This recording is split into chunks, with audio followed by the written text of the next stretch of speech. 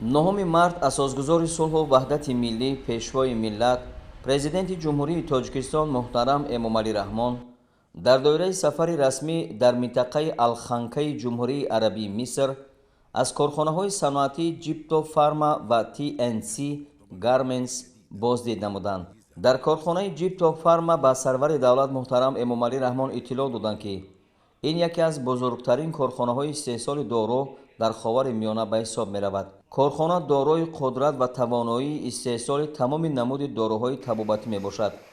коргоҳи Ҷипто Фарма яке аз калонтарин ширкатҳои истеҳсоли доруи рақобатпазир дар ҷаҳон аст. ширкати мазкур пурра барои истеҳсоли доруҳои гуногуни тиббӣ дар масоҳати умумии 180 000 метри мураббаъ бунёд ёфтааст. як қатор доруҳои дар олам маъруф дар ин ширкат истеҳсол карда мешавад. баъди шиносоӣ бо фаъолияти корхонаи дорусозии сарвари давлат муҳтарам Эмомалӣ Раҳмон бо масъулини соҳаҳои саноату тандурустӣ ва ширкати дорусозии мисрӣ оид ба рушди ҳамкорӣ, имконияту захираҳои табиати нотакрори Тоҷикистон, аз ҷумла гулу гиёҳҳои шифобахши кишвар суҳбати созанда доир карданд. сипас дар минтақаи саноатии Алханка президенти мамлакат муҳтарам Эмомалӣ Раҳмон бо фаъолияти ширкати TNC Garments шинос шуданд.